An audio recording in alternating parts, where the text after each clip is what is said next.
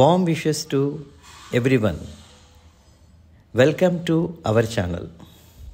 ఈరోజు అనగా 2 మే 2025 చాలా విశేషమైన రోజు. మనమందరం ఇప్పుడు తిరుమలలో వెంకటేశ్వర స్వామిని దర్శనం చేసుకుంటున్నాం కదా. ఆ పద్ధతి అలా తిరుమల అనేది ఉంది అంటే 1007 సంవత్సరాల క్రితం చెన్నైకి దగ్గరలో ప్రస్తుతం శ్రీపెరంబుదూర్ అంటున్నారు కదా, ఇంతకుముందు అది పేరు భూతపురి. ఆ భూతపురిలో ఒక మహాపురుషుడు జన్మించారు. పుట్టినప్పుడు ఆయన పేరు లక్ష్మణాచార్యులు, కానీ జగమంతా ఆయన్ని రామానుజాచార్యులు అంటారు, జగదాచార్యులు. సరిగ్గా కాలమానం ప్రకారంగా 1017 క్రీస్తు శకం ఆ ఊరిలో ఈయన జన్మించారు. తల్లి పేరు కాంతిమతి, తండ్రి పేరు కేశవ సోమయాచులు. కొన్ని సంవత్సరాల క్రితం హైదరాబాదులో శంషాబాద్ దగ్గరలో స్టాట్యూ ఆఫ్ ఈక్వాలిటీ అనే ఒక స్టాట్యూ చిన్నజీయర్ స్వామి వారి ద్వారా అక్కడ స్థాపించబడింది. ప్రతి ఒక్కరు ఇప్పుడు అక్కడికి వెళ్తున్నారు కూడా. ఇంటర్నేషనల్గా ఇట్ ఈస్ ఫేమ్. ఎందుకు అది స్టాట్యూ ఆఫ్ ఈక్వాలిటీ అన్నారో తెలుసా? రామానుజాచార్యులు భగవంతుడి అనుగ్రహంతో 120 సంవత్సరములు ఈ భూమి మీద ఉన్నారు. శ్రీరంగంలో ఎక్కువ సంవత్సరాలు ఉన్నారు.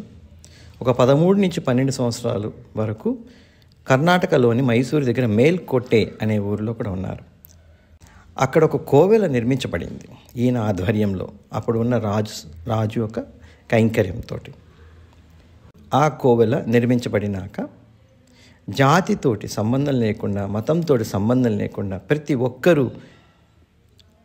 దేవాలయంలోకి రావచ్చు, కోవెలలోకి రావచ్చు ఆయన శాసన ఇచ్చారు. ఆ విధంగానే అన్ని కుల మతాల వారు, అన్ని జాతుల వారు ఆ కోవెలలో ఎంటర్ అయ్యి పెరుమాళ్ళని సేవించుకొని ఒక స్థలం నుంచి వాళ్ళు పెరుమాళ్ళకి నివేదన కూడా చేసుకున్నారు. అంటే స్టాట్యూ ఆఫ్ ఈక్వాలిటీ అనే కారణం అప్పుడే స్టార్ట్ అయింది. అందరూ సమములే, మనందరము ఒకటే.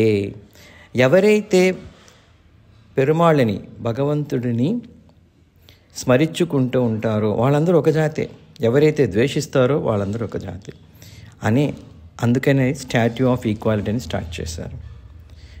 అంతేకాకుండా మామూలుగా ఒక రహస్యం, పెరుమాళ్ళని చేరాలి అని ఒక రహస్యం ఉంటుంది. అది రహస్యంగా కాకుండా అందరికీ వినిపించి అందరూ పెరుమాళ్ళు చేరుకోవాలి అనే ఉద్దేశంతో ఆయన అందరికీ వినిపించేట్టుగా రహస్యాన్ని ఆయన విన్నవించారు. అందుకనే స్టాట్యూ ఆఫ్ ఈక్వాలిటీ అని పేరు పెట్టారు.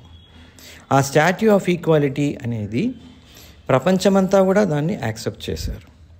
అటువంటి శక్తి ఉన్న ఆచార్య పురుషులు రామానుజుల వారు.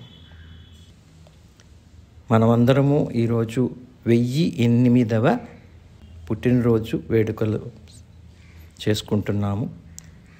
సర్వే జనా సుఖినో భవంతు.